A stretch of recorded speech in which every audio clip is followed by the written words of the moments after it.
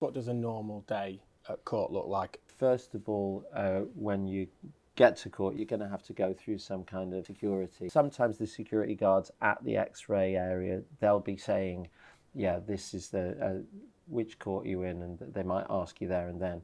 Or they might point you over to a list, and the list is usually a couple of pieces of paper on the wall, and it will have your name on it somewhere. And then you go to the court where it says you are, and you just wait outside court.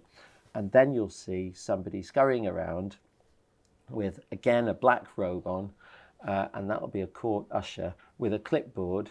And as soon as you see that person, make yourself known to them and say, I'm here, and they'll take your name. They'll tell you, if you have a lawyer, they'll tell you where your lawyer is, or if the lawyer hasn't arrived yet. If you don't know anything about the case, or if you don't have a lawyer, then it's probably worth asking, is the prosecutor here? And have a chat with the prosecutor. Good, sensible, respectful conversation with the prosecutor will at least let you know what's going on in the case. And then it's just a matter of waiting. And you might have to wait an hour, 2, 3.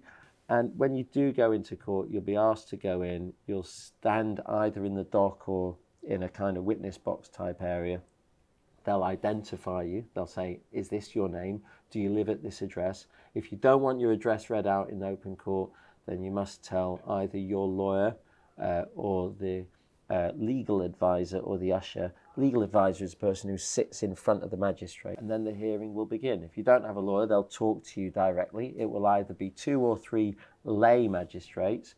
Lay magistrate is a kind of local volunteer who's not a lawyer but has had some kind of procedural training and is assisted by a qualified lawyer called that's that legal advisor who sits in front of them.